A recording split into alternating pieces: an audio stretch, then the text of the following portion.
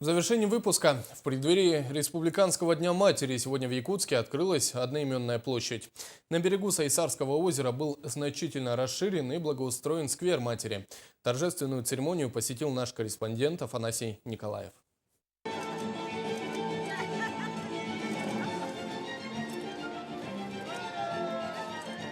Сквер матери вырос до площади матери. На берегу Сайсарского озера проделана колоссальная работа. Площадь расширена до нескольких тысяч квадратных метров. Выложена тротуарная плитка, установлены цветочные клумбы, скамейки и фонари освещения. Причем, как обещал глава города, это еще не все. На площади будут увековечены матери Якутии, внесшие вклад в развитие республики. Бюсты, барельефы выдающихся женщин нашей республики. Здесь, я уверен, будут увековечены имена матерей, героинь, которых всегда в нашей республике чтили. Желаю, чтобы вот эта площадь матери, всегда символизировала любовь нашего многонационального народа к своей матери, чтобы здесь всегда было много детей, много молодых мам, чтобы город наш тоже расцвел, расцветал.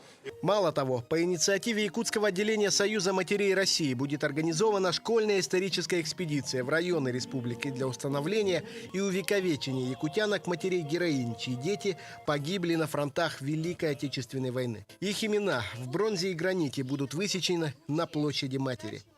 Цель этой экспедиции также воспитание долга гражданского чувства у нашей молодежи и школьников.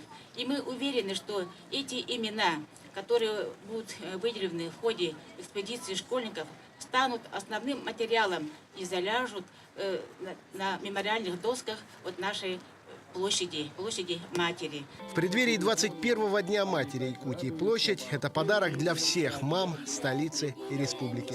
Афанасий Николаев, Александр Жуков, НВК «Саха», Якутск.